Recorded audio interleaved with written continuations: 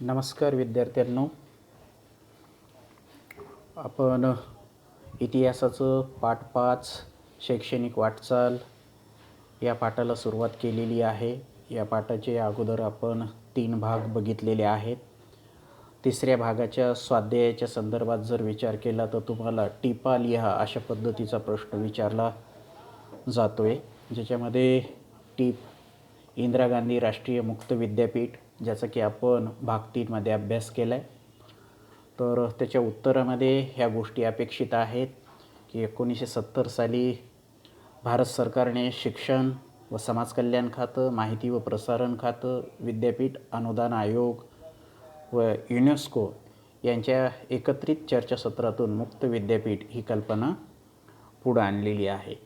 आणि पी सारथी यांच्या नेतृत्वाखाली एक समिती स्थापन करून त्या समितीच्या शिफारसीनुसार 20 सप्टेंबर 1985 रोजी इंदिरा गांधी राष्ट्रीय मुक्त विद्यापीठाची स्थापना करण्यात आलेली आहे.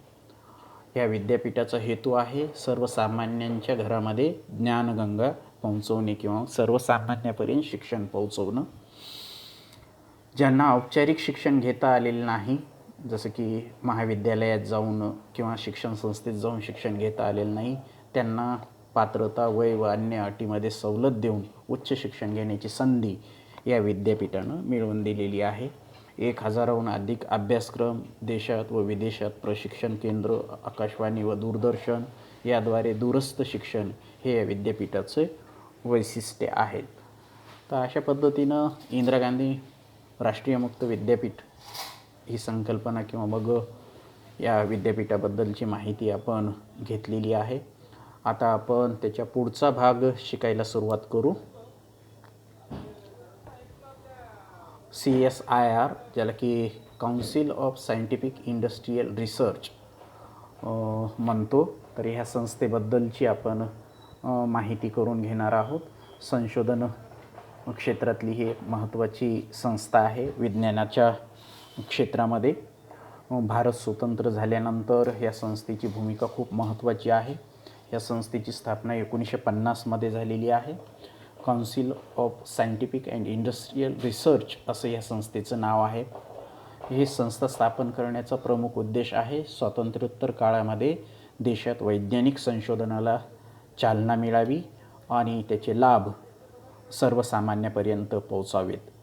मग हे संशोधन कोणत्या क्षेत्रात? तर पदार्थ विज्ञान, रसायन, औषध, अन्न प्रक्रिया, खाणकाम यासारखे जे उद्योग आहेत किंवा क्षेत्र आहेत, तर या क्षेत्रामध्ये वेगवेगळ्या प्रकारचं संशोधन करण्यात आलेलं आहे आणि ह्या संशोधनाचा लाभ भारतीय उद्योगांना मिळवून देण्याचा प्रयत्न झालेला आहे. त्यासाठी मग ह्या council of scientific and industrial research या संस्थेनं भारतातल्या वेगवेगळ्या औद्योगिक संस्थांसोबत करार करून त्या संस्थांना आवश्यक असणारी उत्पादनं किंवा मग रिसर्च करण्याचं काम केलेलं आहे. तर अशा पद्धतीनं औद्योगिक क्षेत्राच्या दृष्टिकोनातून महत्त्वपूर्ण भूमिका बजावणारी ही एक मूलभूत संस्था आहे, ज्याची स्थापना 1950ला झालेली आहे, ज्याला की CSIR असं सुद्धा म्हणतात. मग ही संस्था स्थापन झाल्यानंतर त्याचे फायदे काय झाले? तर भारत नेमका स्वतंत्र झालेला असल्यामुळे भारताला दुसऱ्या देशांवर अवलंबून राहावं लागलेलं आहे काही गोष्टींच्या बाबतीत, यंत्रसामुग्रीच्या बाबतीत किंवा मग वेगवेगळ्या औद्योगिक उत्पादनाच्या बाबतीत. आणि त्यामुळं सुरुवातीच्या काळात भारताला खूप मोठ्या परकीय चलनाचा वापर याला आयात करण्यासाठी लागलेला आहे. तर ह्या CSIRमुळं काय झालं? तर भारतीय आयात कमी होऊन परकीय चलनाची बचत व्हायला सुरुवात झाली. या संस्थेने मूलभूत संशोधनाला चालना दिली. उच्च शिक्षणासाठी जे परदेशात गेलेले विद्यार्थी आहेत, ते विद्यार्थी त्यांना भारतात परत येण्यासाठी या संस्थेच्या प्रयोगशाळांनी महत्त्वाची भूमिका बजावलेली दिसते. या संस्थेनं वेगवेगळ्या पद्धतीचे कार्य केलेले आहे, जसं की मतदानाकरिता बोटाला लावण्यात येणारी शाई किंवा मग हिवताप, हत्तीरोग, क्षयरोग यावरील औषधं, कारण ह्या खूप महत्त्वाच्या गोष्टी आहेत. भारत हा लोकशाही प्रधान देश आहे. तर भारतातली लोकसंख्या जर विचारात घेतल्या तर प्रत्येकाच्या बोटाला शाई लावणं हे एक जरी साधं काम वाटत असलं तरी याच्यासाठी खूप प्रचंड प्रमाणामध्ये शाईचं उत्पादन करावं लागतं. ही शाई आपण या अगोदर विदेशातून मागणी करत होतो, परंतु आपल्या या CSIR या संस्थेनं या बोटाला लावण्यात येणाऱ्या शाईचं संशोधन करून ती भारतातच तयार करण्याचा प्रयत्न केलेला आहे. हिवताप हा आजार, डासांमुळं होणारा आजार, याच्यामुळं असंख्य लोक मारले गेलेले आहेत. हत्ती रोग किंवा मग क्षयरोग, याच्यामुळं आरोग्याच्या दृष्टिकोनातून भारताच्या पुढं खूप मोठं आव्हान होतं. तर यावरलं औषधं शोधण्याचं कामसुद्धा ह्या संस्थेनं केलेलं आहे. त्याचबरोबर पाणी शुद्धीकरण तंत्रज्ञान किंवा मग बांबू उत्पादन काळात कपात, ही सुद्धा खूप महत्त्वाची गोष्ट आहे. बांबू उत्पादन काळात कपात, कारण बांबूपासून कागद बनविण्यासाठी लागणारा जो लगदा असतो तो बांबूपासून बनवला जातो आहे. किंवा मग बांधकाम उद्योगात बांबूला खूप महत्त्व आहे आणि म्हणून त्याचं उत्पादन काळ कसा कपात करता येईल यावर संशोधन या संस्थेनं केलेलं आहे.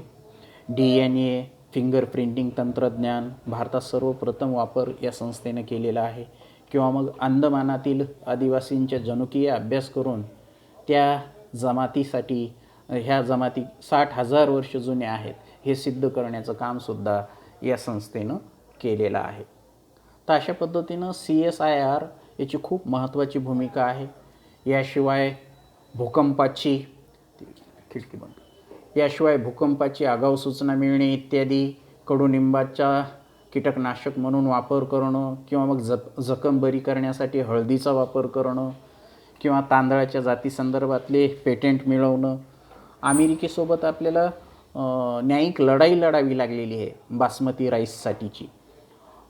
भारतीय परंपरागत ज्ञानाचा डिजिटल कोश तयार करणं, की आपण बघतो की भारताला खूप मोठी प्राचीन परंपरा लाभलेली आहे. वेद उपनिषदाच्या काळापासूनची ही परंपरा लाभलेली आहे आणि ते ज्ञान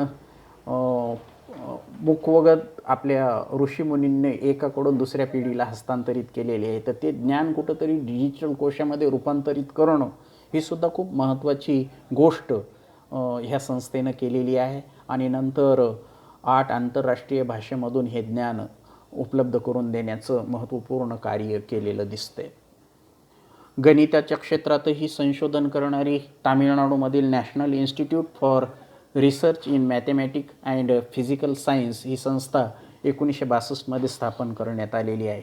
गणित विषयातील सर्वोच्च संशोधनाला या संस्थेनं चालना दिलेली आहे, ज्याचा उपयोग नंतरच्या काळामध्ये भारतामध्ये वेगवेगळ्या क्षेत्रात झालेला आपल्याला दिसतोय. कोणतंही मूलभूत संशोधन करायचं असेल तर त्याच्यासाठी स्टॅटिस्टिक्स किंवा मग सांख्यिकीय माहिती याला खूप महत्त्व आहे.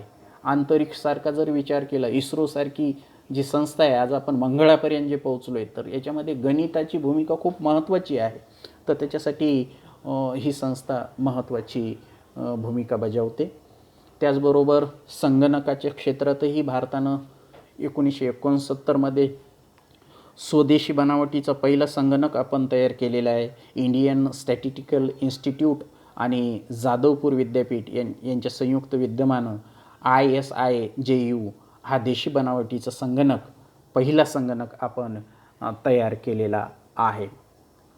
त्याच्यानंतर टाटा कन्सल्टन्सी सर्व्हिसेस अर्थात TCS या कंपनीला 1974 अमेरिकेतून सॉफ्टवेअर निर्मिती क्षेत्रातील कंत्राट मिळालं आणि भारत सॉफ्टवेअर उद्योगामध्ये भारताची एक सुरुवात झालेली आपण बघतोय. आणि संगणक क्षेत्रातल्या या प्रगतीमुळं शास्त्रीय संशोधनालाही आपल्याकडं प्रचंड वेग आलेला दिसतोय. तर अशा पद्धतीनं संगणकाच्या क्षेत्रातही आपण प्रगती केलेली आहे. 1987चा जो काळ आपण आठवला, राजीव गांधीचा काळ, तर राजीव गांधीच्या काळात अमेरिकेला आपण महासंगणक देण्याची विनंती केलेली आहे, पण अमेरिकेनं आपल्याला महासंगणक देण्यास नकार दिला. तेव्हा राजीव गांधी सरकारनं स्वतःचंच महासंगणक विकसित करण्याचा निर्णय घेतला आणि 1988 केंद्र सरकारनं पुणे येथे centre for development of advance computing, ज्याला की CDAC असं म्हणतात, तर या संशोधन संस्थेची स्थापना करण्यात आलेली आहे. आणि 1991 आपल्याला महासंगणक तयार करण्यात यश मिळालेलं आहे. त्याच्यामध्ये डॉक्टर विजय भटकर यांची भूमिका महत्त्वाची दिसते, जे की तुमच्या स्क्रीनवर त्यांचा फोटो दिसतोय. त्यांनी परम 8000 हा भारतीय बनावटीचा महासंगणक तयार केलेला आहे आणि संगणकाच्या क्षेत्रामध्ये आपण आत्मनिर्भर झालेलो आहोत. याशिवाय भाभा ॲटॉमिक रिसर्च सेंटर ही संस्थासुद्धा खूप महत्त्वाची, ह्या संस्थेनंसुद्धा भूमिका बजावलेली आहे. आज आपण बघतोय की अणुतंत्रज्ञानाच्या क्षेत्रामध्ये आपण खूप मजल मारलेली आहे. आजच्या काळामध्ये ज्याला की ग्लोबल वॉर्मिंगचा काळ म्हणतो आपण, या काळामध्ये आज प्रदूषण जर दूर करायचं असेल तर सगळ्यात स्वच्छ माध्यम कोणतं आहे तर अणुवीज निर्मिती. कारण जगाची विजेची मागणी प्रचंड प्रमाणात वाढणार आहे आणि अणूपासून वीज निर्मिती करणं हे तंत्रज्ञान कोणत्याही देशासाठी खूप महत्त्वाचं तंत्रज्ञान आहे. फक्त वीज निर्मितीसाठीच म्हणून नाही तर वेगवेगळ्या क्षेत्रात आज अणुतंत्रज्ञानाचा वापर होताना दिसतोय. जसं की कृषी क्षेत्रामध्ये वेगवेगळे बियाणं बनवणं, औषधं निर्माण करणं, अन्न प्रक्रिया उद्योगामध्ये जास्त काळ अन्न टिकवणं किंवा फळफळावर टिकवणं, किंवा मग आरोग्याच्या क्षेत्रामध्ये कॅन्सरसारख्या आजारावर नियंत्रण प्रस्थापित करणं, अशा अनेक क्षेत्रामध्ये ह्या अणुतंत्रज्ञानाचा वापर होताना दिसतोय. ज्यामध्ये न्यूक्लिअर फिजिक्स, जे की अणूचे जे पार्ट असतात, न्यूट्रॉन, प्रोटॉन याशी संबंधित अभ्यास करणारं ते शास्त्र आहे. किंवा मग spectroscopy, chemical and life science यासारखा विषय, जो की पदार्थ आणि विद्युत चुंबकीय किरणोत्सारी यामध्ये संशोधन करणारा तो विषय आहे. तर या विषयामध्ये मोलाचं भूमिका ह्या भाभा ॲटॉमिक रिसर्च सेंटरनं निभवलेली आहे. अणुभट्टी निर्मितीसाठी शास्त्रज्ञांना प्रशिक्षण देण्यासाठी ट्रेनिंग स्कूल काढण्यात आलेले आहेत. तर अशा पद्धतीनं nuclear physics, solid state physics आणि स्पेक्ट्रोस्कोपी अँड लाईफ सायन्स याच्यामध्ये सुद्धा खूप महत्त्वाची भूमिका या संस्थेनं बजावलेली आहे. त्याच्यानंतर अभियांत्रिकी क्षेत्राचा जर आपण विचार केला तर IIT, ज्याची की आता खूप चर्चा असते की हे अभियांत्रिकी क्षेत्रातलं सर्वोच्च शिक्षण आहे, ज्याची सुरुवात 1951मध्ये पश्चिम बंगालमधील खरगपूर येथे भारतातली पहिली इंडियन इन्स्टिट्यूट ऑफ टेक्नॉलॉजी IITची या संस्थेची स्थापना करण्यात आलेली आहे. भारतात अभियांत्रिकीच्या सर्व शाखांमधील उच्च आणि प्रगत शिक्षण उपलब्ध होऊन देशाची गरज भागावी हा या संस्थेचा उद्देश आहे आणि त्यानुसार ही संस्था स्थापन करण्यात आलेली आहे. नंतरच्या काळात पवई, जे मुंबईमध्ये आहे, चेन्नई, कानपूर, नंतर नवी दिल्ली येथे अभियांत्रिकी महाविद्यालयाचं IITमध्ये रूपांतरण करण्यात आलेलं आहे. या संस्था उभारण्याकरिता आपल्याला सोव्हिएत युनियन, अमेरिका, जर्मनी आणि संयुक्त राष्ट्र संघटनेची एक संस्था आहे युनेस्को, जी की शिक्षणाच्या क्षेत्रात काम करते. तर ह्या संस्थेची सुद्धा आपल्याला या IIT क्षेत्रामध्ये भरपूर मदत झालेली आहे. आणि ह्या IITमुळं आज आपण वेगवेगळ्या क्षेत्रामध्ये प्रचंड गती आणलेली आहे. भारतातील IIT या संस्थेला स्वायत्त विद्यापीठाचा दर्जा आपण दिलेला आहे. स्वायत्त विद्यापीठ म्हणजे एक स्वतंत्र निर्णय घेणारी संस्था. तर अशा पद्धतीनं ह्या स्वायत्त विद्यापीठाचा दर्जा देऊन BTech आणि MTech, जे की अभियांत्रिकीमधले हे सर्वोच्च पदव्या आहेत, तर ही अभ्यासक्रम आपण सुरू केलेले आहेत. प्रवेश परीक्षाद्वारे प्रवेश आणि माफक शुल्क व विद्यार्थ्यांसाठी आरक्षण हे IIT या संस्थेचं वैशिष्ट्य आहे. म्हणजे भारतातला अगदी सामान्यातल्या सामान्य माणूससुद्धा या संस्थेमध्ये आपलं शिक्षण पूर्ण करू शकतो आहे. कशाच्या जोरावर तर बुद्धिमत्तेच्या जोरावर. याची जर एंट्रन्स एक्झाम पास झाली तर खूप माफक शुल्क दरामध्ये आपल्याला इथं शिकता येते. तर 1970-80च्या दशकामध्ये या संस्थेतील विद्यार्थी मोठ्या प्रमाणात परदेशी जाऊ लागले, ज्याला की ब्रेन ड्रेनची समस्या म्हणतात. की आपल्या देशामध्ये मनुष्यबळ, कुशल मनुष्यबळ, उच्च शिक्षित मनुष्यबळ उपलब्ध असूनही त्याचा फायदा देशासाठी नाही, तर हे नोकऱ्याच्या शोधामध्ये विदेशात जाणार. अमेरिकेसारख्या नासासारख्या संस्थेचाही जर आपण विचार केला तर असं म्हणतात की 50%च्या वर तिथले संशोधक भारतीय आहेत. यावरून असं लक्षात येते की हे उच्च शिक्षित विद्यार्थी जे आहेत कायमस्वरूपी परदेशात जातात आणि त्याचा फायदा त्या देशांना होतो. परंतु नंतरच्या काळात 1990 नंतर आपण ग्लोबलायझेशन स्वीकारलं आणि परिस्थिती हळूहळू बदलायला लागली. 1994मध्ये आपण गुवाहाटी, आसाम, त्याचबरोबर 2001मध्ये रुरकी येथे IIT या संस्थेची स्थापना केलेली आहे. अशा पद्धतीनं उच्च शिक्षणाच्या दृष्टिकोनातून ह्या IIT संस्थांचं खूप महत्त्वाचं योगदान भारतामध्ये आहे. याशिवाय Indian institute of management IIM ह्या संस्थेची खूप महत्त्वाची भूमिका आहे. कुशल दर्जाचे व्यवस्थापक घडविणं हे या संस्थेचं काम आहे. केंद्र व गुजरात राज्य सरकारनं अहमदाबाद येथं IIM या संस्थेची स्थापना केलेली आहे आणि अमेरिकेच्या हार्वर्ड बिझनेस स्कूल या संस्थेनं वरील संस्थेच्या उभारणीमध्ये मदत केलेली आहे. नंतरच्या काळात कोलकाता, बँगलोर, लखनौ, कोझिकोडे, इंदूर आणि शिलाँग इथं आपण ह्या IIM या संस्था स्थापन केलेल्या आहेत, जेणेकरून या संस्थेतून जे कुशल दर्जाचे व्यवस्थापक निर्माण झाले, ज्यांची देश घडविण्यामध्ये खूप महत्त्वाची भूमिका राहिलेली आहे. तर ह्या कुशल व्यवस्थापकाचं एक जर आपल्याला उदाहरण घ्यायचं असेल तर आजकाल वेगवेगळे इव्हेंट होतात, त्याच्यासाठी इव्हेंट मॅनेजर लागतात किंवा मग मोठमोठ्या हॉटेलमध्ये हॉटेल व्यवस्थापनासाठी हॉटेल मॅनेजमेंट मॅनेजर लागतो आहे किंवा मग अशा वेगवेगळ्या इन्स्टिट्यूटमध्ये जे मॅनेजर्स लागतात ते मॅनेजर्स बनवण्याचं काम ही संस्था करते.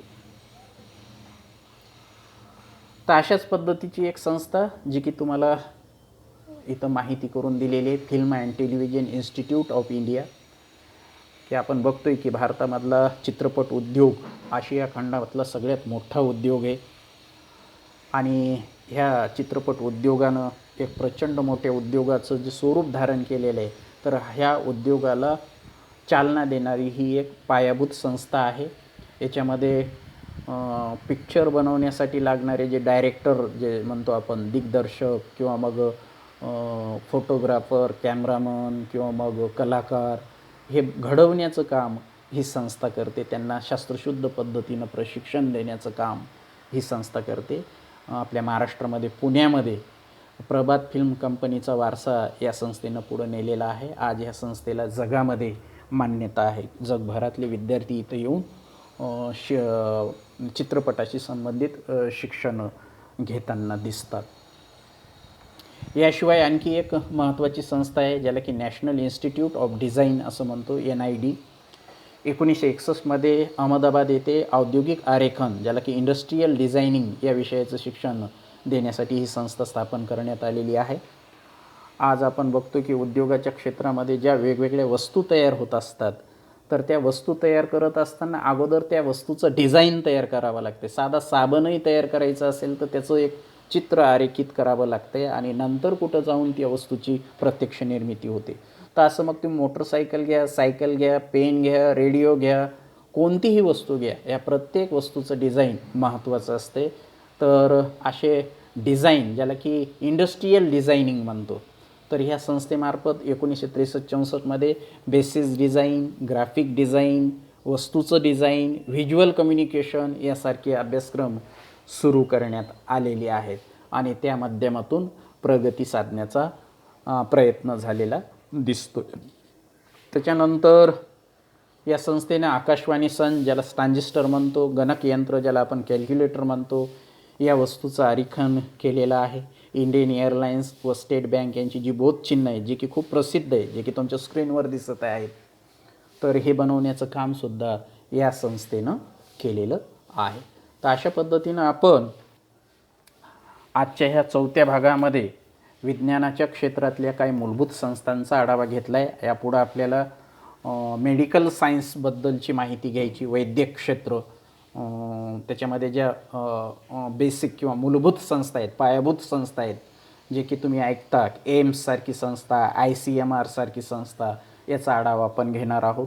त्याचबरोबर आपण संशोधन संस्थेमध्येच कृषी क्षेत्रामध्ये ज्याला की आपण ॲग्रिकल्चर फील्ड म्हणतो, तर या संदर्भातल्या देशातल्या पायाभूत संस्था त्यांचा आढावा आपण घेणार आहोत आणि हा पाठ संपवणार आहोत.